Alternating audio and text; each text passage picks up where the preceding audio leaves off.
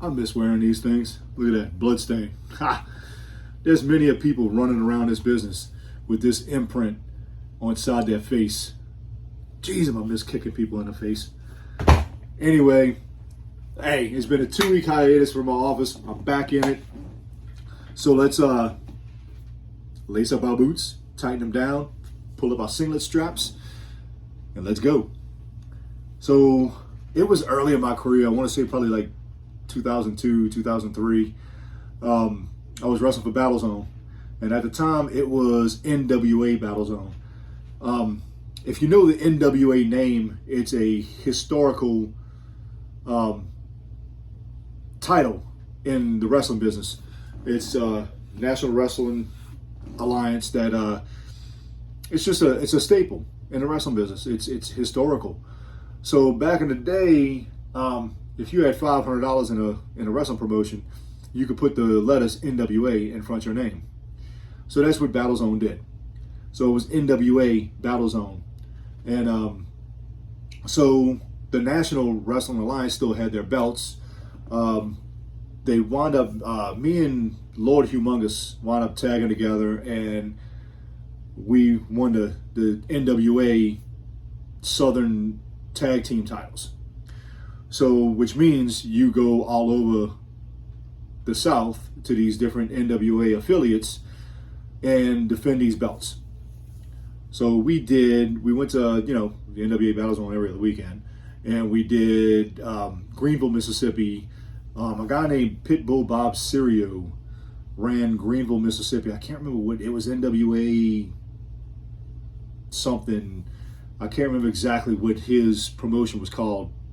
But we tried to venture out a little bit, and Hugo called me one day, and he said, "Hey, I'm going to North Carolina this weekend. Why don't you come with me? We could pitch the tag title thing to them and see if we can get booked up there again afterwards."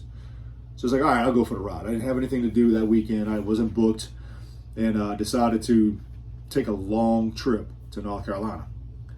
So Hugo and I, we were friends. One of the first guys I met in this business. He was cool. I don't know. We're not really friends anymore. I don't know what happened. He's one of those types of guys that, there's a lot of guys like this in the business. He was one of those types of guys that can dish out playing around, but when you give it back to him, he gets all mad, bent out of shape, and wants to take his ball and go home. And basically that's what he did. Deleted me off of Facebook, banned me, or whatever. Deleted me, banned me, blocked me, because I don't know. Just high school bullshit. Anyway, I haven't spoken to him since COVID. We were going back and forth, I thought we would play arguing back and forth like we normally do. And he took something I said to overboard. He tried to bury me on Facebook, so I buried him back. Well, long story short, I haven't heard from him in a while. He's one of the guys that I see in public and wave at him, and he just keeps walking. One of the only 2 or 3 guys that I do that to, because there's only 2. Never. Anyway, so we decided to go to North Carolina. So what I did, I jumped in my truck on a Friday morning, drove up to Jackson where he lived, and met him at his house. We jumped in his car and started going to North Carolina. But what we were going to do, we were going to stop in Georgia for the night, get a room, and then continue our drive Saturday for the Saturday night show to North Carolina, because, man, it's a long drive. So, but in the meantime, we were going to stop in Georgia and see an old friend of ours, Ken Timms and Juanita Timms. Ken Timms is one of the best professional wrestlers there ever was. May he rest in peace. But I never got to get in the ring with him and work with him, but I knew him through Martinelli, and Martinelli booked him all the time down here. Juanita made pretty much every outfit that I've worn over the years, and robes, and very talented gimmick maker.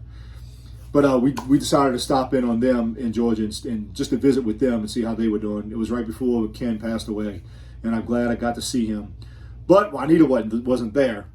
She was off doing things with probably the 9 kids that they had.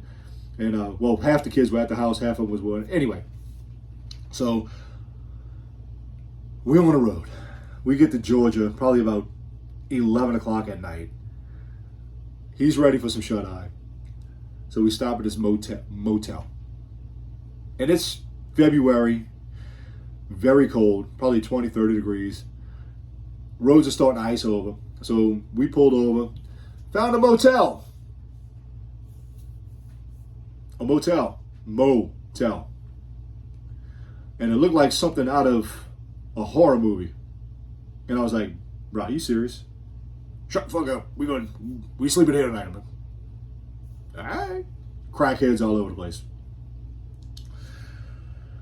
So he goes, pays for the room. He told me, look, I'm gonna pay for everything. Just pay for your food. You're coming up here with me, so you just there for the ride. Just pay for your food and whatever. So I did. We get in the hotel room, and it's something out of a horror movie. I was scared to death. Those old style brown fuzzy carpet, the flowery blankets, the ridiculous old school panel on the walls. It was something out of a horror movie. So we went straight to sleep, and as much as I could sleep. So we wake up in the morning. He goes and takes a shower, and the bathroom was separated by a door. So he closed the door, locked the door, whatever. Took a shower, and I'm brushing my teeth, and I look under the cabinet, and there's a cup, napkin inside the cup, a broken crack pipe in the cup. I opened the door to the shower. I was like, you motherfucker. He's like, what? I said, there's a crack pipe in here. We got a crack pipe. And he's cracking up laughing at me because I'm panicking. And because there's a broken goddamn crack pipe in our hotel room. So he's laughing at me because I'm panicking and I'm having a fit. So I jump in the shower, get dressed. We're ready for the day. Man, I put my hand on the knob of the door. It's unlocked. Turn around, I was like, I wanted to kill him. I opened the door and look, the key's on the outside of the door. He left the key on the outside of the door. So anybody could have just walked in, not only because it was unlocked, but the key was in the door. I turned around, I chopped him. Pow! Right across his chest. He's like, you motherfucker. And I was like, all right, tomorrow night when we stopping at a hotel, not a motel. I will pay for it. So we do that. We go do the show. I didn't get to work the show, but we made some decent connections, and not sure if I want to take that drive all the way to North Carolina all the time, but it is what it is. It's part of the wrestling business, taking these long drives, so that's what I did. So we stop at the hotel. I pay like a good penny for a hotel because it's a lot safer. And we were so tired. This mug gets up and goes to the bathroom, comes back, tries to get in bed with me. Bro, what are you doing? He jumps in the bed. So we driving back, and we're in North Carolina, in the mountains. It's beautiful. I think it was Morgantown, North Carolina. Snow everywhere. First time I've ever seen snow because I'm from New Orleans, and it hardly ever snows here. Snow was sticking to the ground. We stop at a rest stop, and he's walking in front of me. I bend over, start pounding a snowball, smack him in the back of the head with a snowball. He cursing me out left and right. If you knew Lord Humongous, you would know that I was tormenting the hell out of him. And we had fun on that one. Made it back to his house in Jackson, and I got to meet Magnum TA. For those of you who watch wrestling back in Mid-South days, who Magnum TA was.